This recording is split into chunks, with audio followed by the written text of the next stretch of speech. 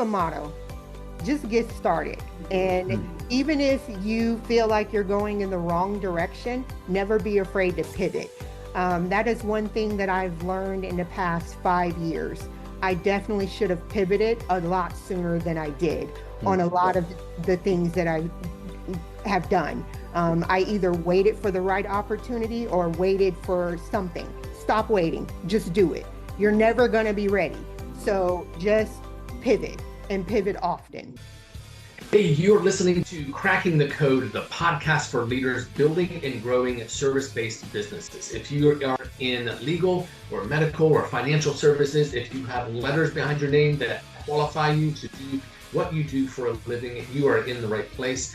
I am your host, Rob Riggs, here to bring you intel and access that are designed to decode how technology can be and should be impacting your growth. All right, let's get into it. All right, welcome back to Cracking the Code. Today's guest has spent 20 years doing something that most consultants only talk about. She actually helps businesses figure out where they're losing money before anyone realizes that there's a problem. So Robin Sims Allen, thanks so much for being here. Why don't you take a minute and introduce yourself to somebody that, to the listeners who may not know of you. Well, the easiest way to explain myself is I am a multifaceted problem solver. So Love I it. can handle corporate problems as well as private entity problems. So what I like to do is just work with opportunities and provide solutions and just a different pathway of thinking. Okay.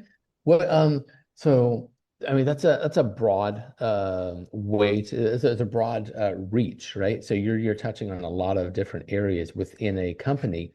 What are some of the ways that somebody would expect you to work doing what you're doing, and then something that would surprise us of something where you've had an impact?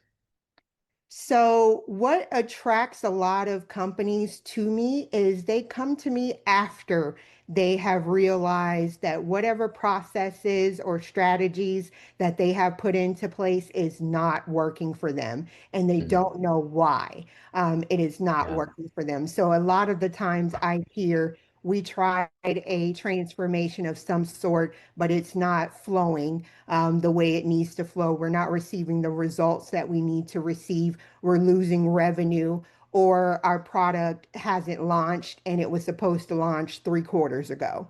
Yeah. So those are the types of issues that come to me. And a lot of the time, um, just having conversations with those leaders, a lot of the time they know exactly how to solve these problems. They're just not in a position to address those problems in a manner that they feel comfortable in addressing them, because a lot of people don't like to speak up with their ideas. I help Yeah. bring those ideas to the forefront. If it's a good idea, I will work with you, coordinate with you, and we will get that executed, because a lot of the time you can solve your own problems if you just listen to the feedback that you're receiving openly from your actual workers, your clients, and whoever else is involved. Cool. Love that. So one of the things you've done as a way to kind of offer an easy way to help people see kind of where they are, they have the most risk is your internal friction audit. Do you want to talk us through that? Yes. So my audit gets straight to the bare bones on the type of issue that you're experiencing, whether it is a process issue, a psychological issue with your team, whether or not it's a clarity.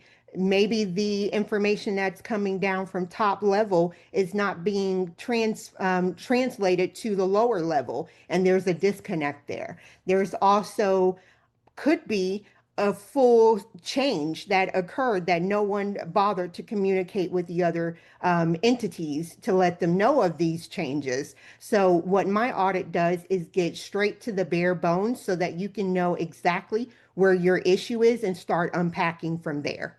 Okay. What kinds of things are you measuring in that audit, and why does that matter more than most leaders realize?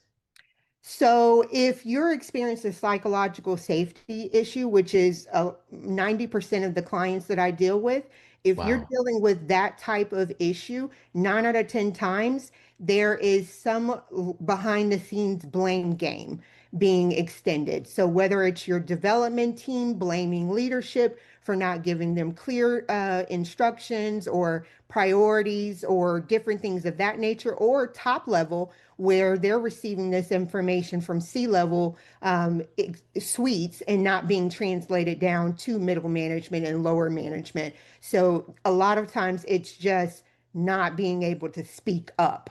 Or it could be a handoff issue. You have so many processes and procedures in place that the left hand doesn't know what the right hand is doing because they're waiting on the handoff. And 9 out of 10 times, those are the main two problems that organizations, no matter what industry it is Yeah. experiencing. I've worked in a majority of industries, and it's always the same issue. It's always psychological safety, it's always a clarity gap, or it's always a compliance situation where that handoff is just not happening. We're waiting 6 months for legal or whoever to sign off on a course of action that could have been a quick phone call and been resolved the same day. So Yeah. that is what I do is come in and notice those issues. A lot of times what I do is just observe. Sitting in a couple of your meetings, probably about five of them, I already know what your issue is just Mm, from observing. yeah. And from there, I begin to strategize with you on how to course correct as quickly as possible. What does that look like? You're sitting in 5 meetings with me, and you score like what does that matrix look like of is it like some of the core things that I would think that are common to leadership problems, right? Is abdication as opposed to delegation, or the clarification, like lack of clarity and communication. Do you have a rubric that you are generally using to help kind of make those kinds of data-driven KPIs? So I do data points and match those objectives after I observe. Typically, the only thing that I'm doing when I'm observing is I'm listening to communication styles. I'm Mhm. listening to who's communicating, who's not saying anything, who's my decision makers, who are the ones that are driving whatever this situation is. If they're the ones dragging it by themselves or if they have several counterparts. So I'm identifying who my hit list, so to speak, is because that's 9 out of 10 the people that I need to circle around with or the ones that I'm going to be working closely with. I'm also measuring how long this particular communication is lasting. Is this meeting an hour, 2 hours, and are we traveling in circles? Are we getting things resolved? I'm also monitoring how the chats, if this is, as far as in virtual, I'm monitoring what the chats are explaining, whether or not someone is breaking down what their thought process is, or if they're over explaining themselves. 9 out of 10 times, it's a communication issue. So I'm picking up all of those things just by listening. And Yeah. from there, I begin to hunt for the data. Now I'm starting to look at your metrics, your whatever you have in Jira or ADO, and I'm looking at how your value stream is outlined, how your business is broken down, what team is supposed to be handling this and that. How far are we cross-functional? Are we cross-functional? A lot of times it's silos and different departments don't talk to each other. So that's an issue as well, especially if Yeah. you're trying to deliver one solution. So those are a lot of the things that I'm noticing and I'm recapping and I'm putting this all into a visual component. So I'm attaching almost not necessarily a actual dollar amount of what you're using, but a Okay. kind of like a virtual type. So for instance, if it's an hour meeting and most people in that meeting are six-figure people, you're now burning six figures by having 100 people on this call when it really only needed to be four people. That's a Right. waste of money. Yeah. So those are the things that I'm adding value to, is those Sure. things that we don't pay attention to. Nice. So when you're yeah, collecting information. Are you doing this, real time, obviously, but like now with Zoom meetings, like my AI bots, join and they take better notes than I can with a pen and paper. How much are you leveraging AI to kind of collect information, to disseminate, and figure out kind of what the biggest issues are? Have you trained your bots to kind of with your methodology?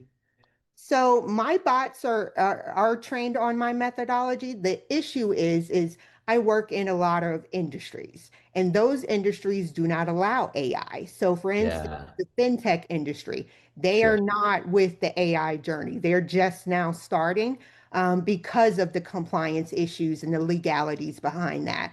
Also with the transportation industry, if they're reporting to Department of Transportation, they're not allowing AI, period, for compliance purposes as well. Wow. So those industries are kind of protected. But if you're in something that's not so heavily regulated, then you can use those tools in different protocols. Or sometimes you can have something set off to the side where it's recording and capturing the notes for you and kind of putting that in together. But a lot of Yeah. the times when I'm dealing with those protected space industries, I'm pen and paper, old school. And then I'm putting it into AI and getting my recap reports within seconds versus hours that it used to take me to assess later Right. Right.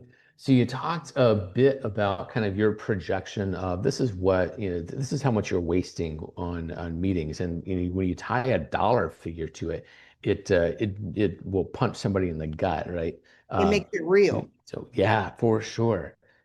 That's yeah, it's so fascinating. Hey, this is Rob Riggs, and I wanted to take just a second to tell you about Code Conspirators, our sponsor here. And we are a technology focused performance marketing agency serving professional service firms. So that's legal, medical, financial, engineering. If you have to take a test to do what you do for a living, we help you grow your practice with websites and apps and software and performance marketing. That's organic, paid ads, retargeting, conversion optimization. And we're also doing a whole host of things with CRM, AI, and automation that's been bringing our clients tremendous value. If you're curious at all, go to codeconspirators.com to learn more. Now back to the show. The Are you looking at like we have a team of 20 people, right? And so uh, a lot of the time we have people joining our like Monday stand up, and there are people who join our call, and it's helpful for them to hear what's being said, but they don't contribute a darn thing to the meeting, right? Most of the meeting is our strategist, and even I don't, I lead the company and I don't communicate or I don't contribute that much because some of the strategists are like our project strategists will jump in and here's what's going on with this project. Here's a blocker. Here's something I needed help with, and there are three, four people that will like jump in, chime in, and come up with a solution. But that's my favorite thing ever about having a great team. But how do you see the people who are silent in a meeting? 8 meetings will go by and they won't have said a word. But bringing having them a part of that meeting helps with team culture. They feel connected. They hear the words that everybody is saying. They see kind of what's going on with projects. Is there value to somebody being in a meeting like that, even though we're paying them whatever an hour, um, versus somebody that is leading the conversation, making actual decisions? Any thoughts on that? So I kind of go on both sides of the fence. In Okay. some kind of in an arena, I'm thinking if this information is not being used for in your terms, as far as in a decision that you need to make in order to do your job or your effort, efficiently, you probably shouldn't be in that meeting. Fair. Perhaps a recap of some type, a deck or an email or an AI summary or something of that nature could have summarized those prime points for you if that was needed for you. There's tools within Teams that's called Loop, and it gives you exactly what those touch points are.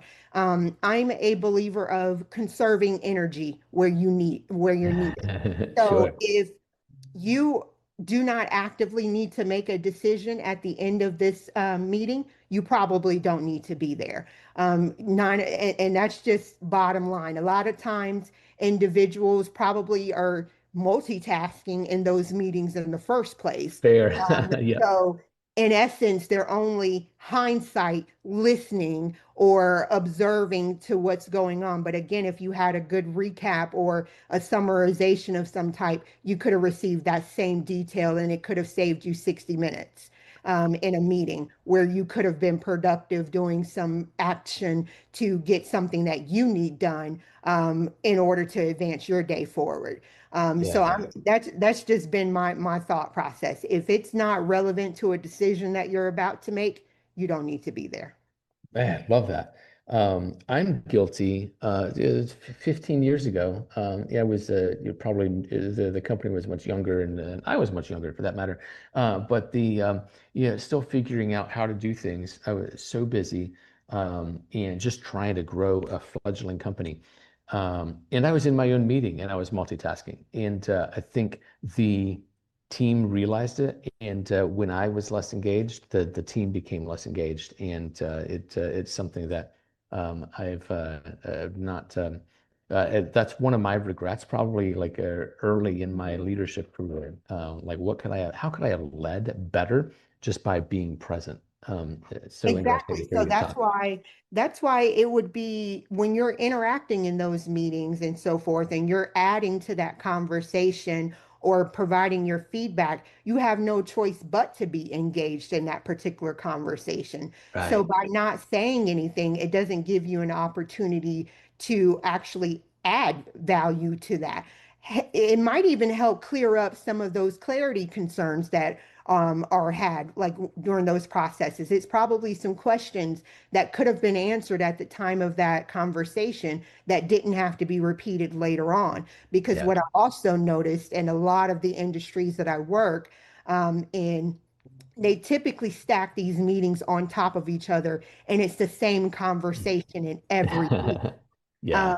And it's primarily due to the multitasking or the wrong people are in that particular meeting, or there's just not open communication in that meeting. So a lot of times the best effective meeting is have your whiteboard up and just have everybody start putting their thoughts on there and have your conversations based on that. So even if they're not the type of person that speaks up, they at least have the opportunity to participate actively in that Right. conversation versus being engaged and checking your phone or social media or whatever it is that people are doing, answering emails or so. Yeah.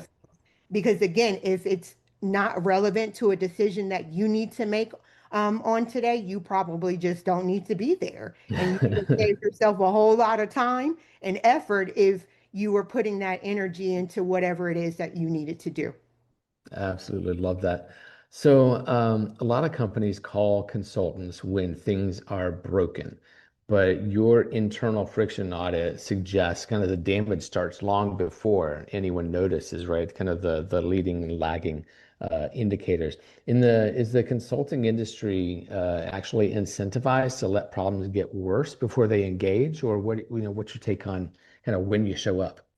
Well, that makes me a little different from typical consultants.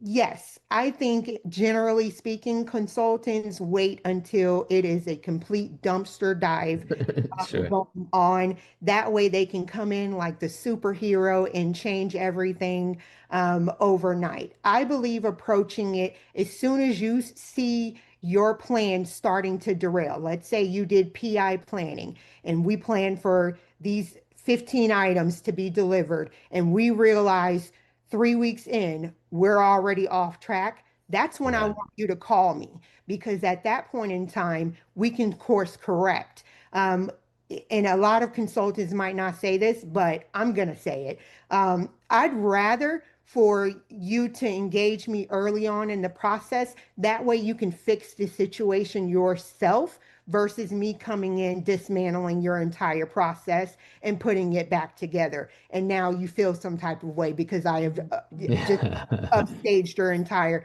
process, because that is exactly what I come in and do. Yeah. And a lot of people, they don't take kindly to that when you Yeah. come in and just say, hey, you've been doing this wrong. And Yeah. and this is this. So I prefer to it to be a collaborative effort. That way you are self-sufficient. That way you're self-resolving. And if you find that those strategies don't work, then I want to help you pivot. And I want you to pivot quickly before it costs you a lot of money. Yeah, fair. So fun pivot. I would love to talk about Total Her. You build a community platform while running a consulting practice. Could you talk about the organization first and what possessed you? What made you decide this was worth building while you're still building building your main core business? So it was a response to what I was noticing with traditional social media platforms. It is very difficult to market yourself effectively. You're Mhm. either spending thousands of dollars on ad spends and you're still not hitting your target market. And for women, a lot of times our target market is women. And at the end of the day, I find that as a business owner, I have to have these multiple subscriptions. I've got to have Zoom, I've got to have Calendly, I've got to have Facebook, ad accounts. I probably have a social media person. I have to have all of these things, and it costs me so much money. At the end Seriously. of the day, it doesn't translate to revenue. Yeah. It's effort that's being wasted. I'm over here chopping videos up and different things of that nature. Whereas my target is women. And so I built a platform where I was like, okay, let's cut out all of this extra stuff. You don't need Calendly because it's built into the app. You don't need the Zoom component because video conferencing is in the app. As far as in selling yourself, you don't need ads. You don't need any of that. Just simply post your content, because guess what? Your entire audience is women. So you don't need to do any of those extra efforts. So what I wanted to do was make it efficient, streamlined, and strappy enough for anyone to, if they're not a business professional or an entrepreneur, being on my platform will encourage them to do so. Because I Mm. also saw a need in the corporate arena where there's 600,000 and 700,000 women being pushed out of corporate America every year due to family obligations or due to corporate restructuring and not considering flexible work, or not being considerate of women in their child rearing ages and different things of that Right. nature. So I wanted to build something where it was a safety net, an alternative, a just in case, an umbrella where you are being rained on, literally. So that is what I wanted to do, is build, because I saw those problems, and as a problem solver, I solved it. Nice. I love that. Miss Robin Sims, you are a go-getter. I love that about you. And I know it's hard to believe that we're coming up on our time, but is there anything you would that we haven't talked about that you'd like to leave our listeners with? Well, the I have a motto: just get started. And Mm, even if you feel like you're going in the wrong direction, never be afraid to pivot. That is one thing that I've learned in the past 5 years. I definitely should have pivoted a lot sooner than I did on a lot yeah. of the things that I have done. I either waited for the right opportunity or waited for something. Stop waiting, just do it. You're never going to be ready. So just pivot, and pivot often. Yeah, imperfect action beats waiting every time, right? You're never going to be perfect. Love that. Miss Robin Sims Allen, I appreciate you being on. Thank you so much. We will have the links to your web properties in the show notes, and I just think it's been such a fun conversation. Thanks for sharing your insights, knowledge, and your motivation. Thank you. I appreciate it. It's been a Uh, pleasure. Absolutely. Okay, great conversation, right? But don't let the episode end here. We have packed the show notes with everything you need to take action. Key takeaways are down there, as well as links to the resources we mentioned in the show. And also grab our assessments. They're the same deep dive analyses that we use with our high performing clients on a regular basis. And we typically uncover $1 million opportunities that many firms and practices completely miss on their own. And also remember, every successful firm has started with someone, one person who decided to stop accepting good enough and start demanding exceptional. You can make that decision today. Until next time, we will keep conspiring for your success.